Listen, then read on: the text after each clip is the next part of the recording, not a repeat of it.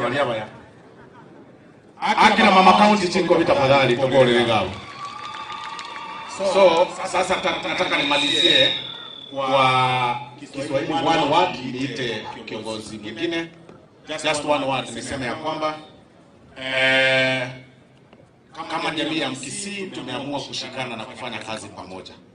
Na tunaambia viongozi wengine wote, kiongozi akiwa national leader, ukizungumza kama national leader, usiwe unazungumza maneno ya kwako peke yake. Uzungumze maneno ya Kenya mzima. So that tuwe sisi wote pamoja tunapendana. Viongozi tuliwaambia the other day, tupendane, tuache kukua tribal na tuache kusema ya kwamba unajitazama wewe mwenyewe ama unatisha rais. Rais wa Jamhuri ya Kenya ni mmoja. Na hii mwezi hii ya June atakuja hapa South Mugirango kuzindua barabara za kazi hapa. Na hiyo ndio tunataka, kazi ya maendeleo.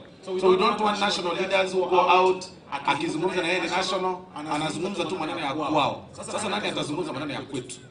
When you are national, zungumza maneno ya national. Kenya ni kubwa, kuna Kisii, kuna Kisumu, kuna wapi. So that sisi wote tuwe watu ambao tunazungumza lugha moja. So that development iende all over. Sasa zingine inakuwa ngumu kuona viongozi wengine kwa sababu unajua tu atazungumza maneno ya kwao na unataka ya kwenu. So unaacha unaenda kwingine.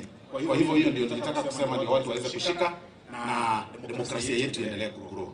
Hiyo nimeongea hainakuwa na yeti ya bandaba ya bugatire. Haina wakugata setini. Kwa hayo machache na mengi. Wasema haina yeti ikalia ino. Aya ino na yeti pare chiaga. Tiranko rabwe mbatebie muri sigo moganye speech ya president ya somwe. Moganye speech ya mugabane somwe. Mumago naenda no anya speech ya mugabane ke somwe. Ko basaba. Ne batati. Mo maskani aya speech ya somwe.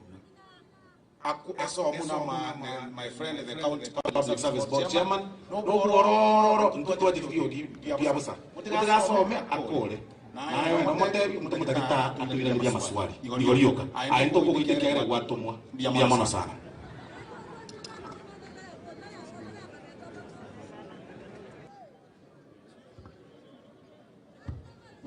Thank you very much. Tumpigie mheshimiwa makofi.